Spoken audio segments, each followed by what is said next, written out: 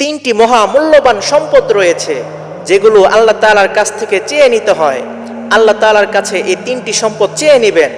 স্বর্ণ রূপার ব্যাপারে আয়াত নাজিল হওয়ার পর সাহাবীরা জিজ্ঞেস করলেন, আমরা কোন সম্পদ উপার্জন করব, কোন সম্পদ কামাই করব?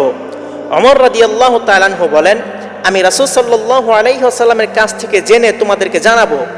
ওমর রাদিয়াল্লাহু তাআলা আনহু রাসূল সাল্লাল্লাহু আলাইহি ওয়াসাল্লামকে জিজ্ঞেস করলেন, ইয়া রাসূলুল্লাহ, সাহাবীরা জিজ্ঞেস করেছে তারা কোন সম্পদ উপার্জন করবে, তারা কোন সম্পদ কামাই করবে। আল্লাহর হাবিব সাল্লাল্লাহু আলাইহি ওয়াসাল্লাম বলেন, তারা তিনটি সম্পদ উপার্জন করবে, আল্লাহ তাআলার কাছ থেকে চেয়ে নেবে। এক নাম্বার, কৃতজ্ঞ অন্তর। এক ঢোক পানি পান করেছেন, আলহামদুলিল্লাহ। এক লোকমা ভাত খেয়েছেন, আলহামদুলিল্লাহ।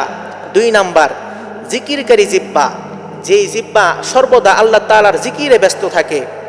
তিন নাম্বার, আখিরাতের কাজে সাহায্যকারী দিনদার স্ত্রী, নেককার স্ত্রী।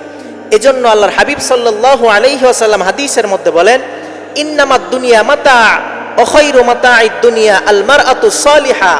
গোটা দুনিয়াটাই হলো সম্পদ, আর এই দুনিয়ার সম্পদের মধ্যে সবথেকে উত্তম সম্পদ হলো নেককার স্ত্রী।